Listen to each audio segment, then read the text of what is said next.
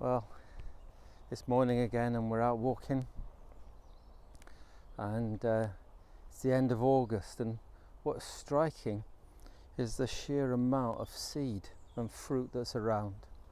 So here's the seed heads for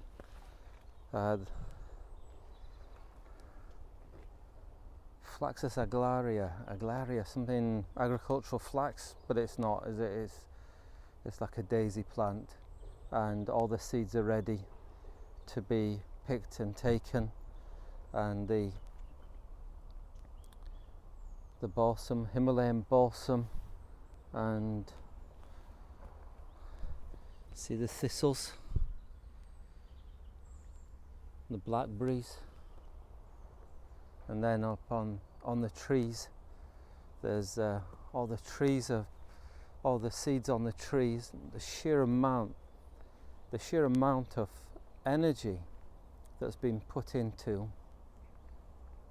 the seed for the next generation is absolutely incredible.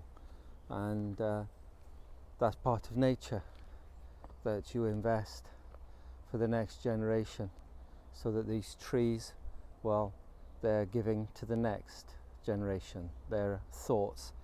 Well, if they have thoughts, the way God has made them is that they plan for the next generation and the next generation, and they're preparing for that. In Luke 6, Jesus is speaking, and he says very powerfully,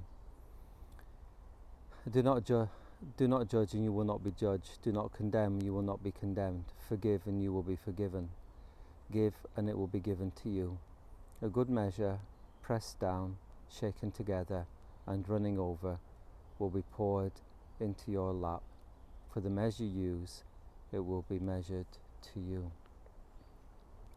And he's talking about not just physical things, but he's talking about spiritual things, and he's talking about things like forgiveness and mercy and grace and judgment. And he says, if you're mean with people, if you're mean in your words, in your forgiveness, well, it'll be mean for you. But if you're generous, like an autumn woodland, if you're generous, if you give and give, and if you keep giving, then you will receive in great abundance. In fact, the law of the harvest is simple. You always receive more than you give.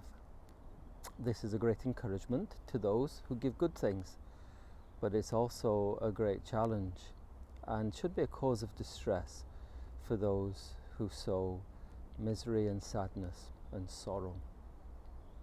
So this morning, maybe you're thinking, what have I to sow in my life? Have I to sow good things? Have I to be generous and forgiving and kind, merciful? Have I to share the good news of Jesus Christ? Well, the Bible says share that, and whatever you share, you'll receive in greater abundance than you can even begin to think or imagine. It will be poured into your lap, he says. Now, that may not happen until you stand before his throne. It may happen soon. It may happen in a few years. But God promises you'll be blessed. Well, from me and my little friend, pondering on how we invest our time in our lives. You ready? Ready for home? Yeah? Have a good day. God bless you, keep you, cause his face to shine upon you, and give you peace.